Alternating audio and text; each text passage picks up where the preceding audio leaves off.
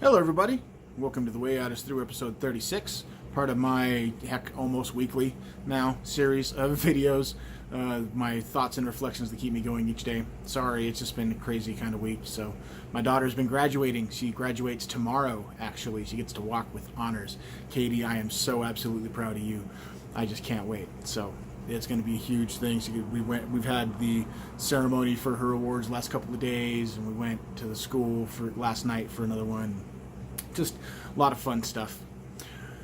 It's been a big couple of weeks, so it's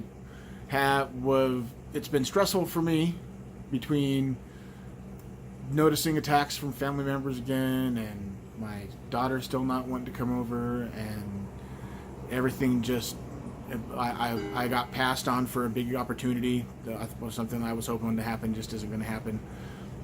But, it comes and it goes, and you got to take the ups with the downs. I still have a couple really big, cool things coming, so I still have a lot of upside. So the next one is in like 2-3 weeks, flying out to Jackson, Mississippi, technically Vicksburg, Mississippi, to go speak at the Nationwide School Nurses Convention, get to talk to a couple thousand school nurses. That's going to be absolutely amazing. And today, I'd like to talk about the subject in the air. Abortion. I know, it's a hot button topic. And people today, in relation to that, I'd also like to touch on people telling me whether or not I should talk about hot button topics. Which I kind of find kind of funny, seeing as how my entire basis is a hot button topic. How are you going to tell the person who is doing everything based on something that's such a controversial thing as I was almost a school shooter, telling me that I shouldn't touch certain things because they're controversial? How does that make any sense? But it has come up recently. Persons have told me that. And so it's, what do you do with that? I personally am just going to soldier through because, there's no reason why I can't speak my mind, why you can't speak your mind. And that's with this giant debate going on right now. We got abortion, okay? Abortion's in the air. Abortion's in the air. The laws around abortion and the laws around women's sanctity and women's bodily autonomy, and whether or not women are property, basically. Whether or not women have the right to choose what to do with their own bodies. Stir that, please. It's a complex subject, but to me it boils down to one thing, okay? You have the right to your own body, and you have the right to do with it as you choose. Even if you die, we're not going to let you use your corpse without your permission. You have to sign a permission that we get to take organs from you, that we get to use you for testing. If you don't sign any of that, your corpse is completely invaluable. They can't even take anything out of it. You have the right to your own body. So if a fetus is in a woman, and you say that fetus is a baby. Okay, fine. Fetus is a baby. I get you. Let's call the fetus a baby. Let's take a hypothetical. If I have a 5-year-old, all right, and that 5-year-old is ill. 5-year-old is very sick. Can't have any. There's nothing that 5-year-old can do for its own. It depends on me, and the only thing that can fix its sickness, its terminal illness that's going to kill the baby, is if I give it a transplant of an organ.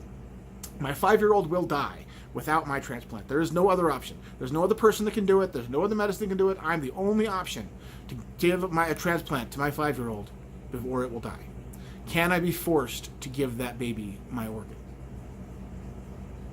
No. The answer to that is no. I can't. Why? Because I have the right to my own body. I can't be forced to give something of myself.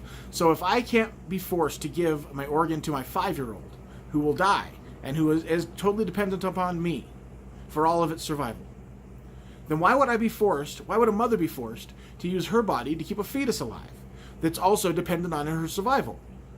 It's not an issue about killing a baby. It's an issue about the mother being able to use her body as she sees fit.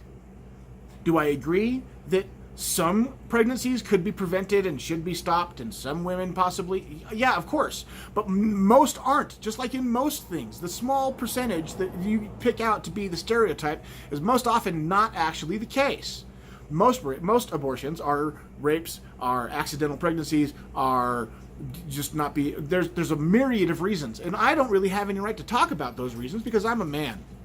And frankly, men should only have the right to discuss the decisions of this with their own significant other based on the rules and relationships, the rules in that personal relationship. If I have a relationship with my wife that we talk about our personal issues and that we discuss our things, then we can discuss this thing too. But guess what? If that's not the case, or if this is out of line for what that boundary is, then this is her decision. And at the end of the line, it's her decision anyway.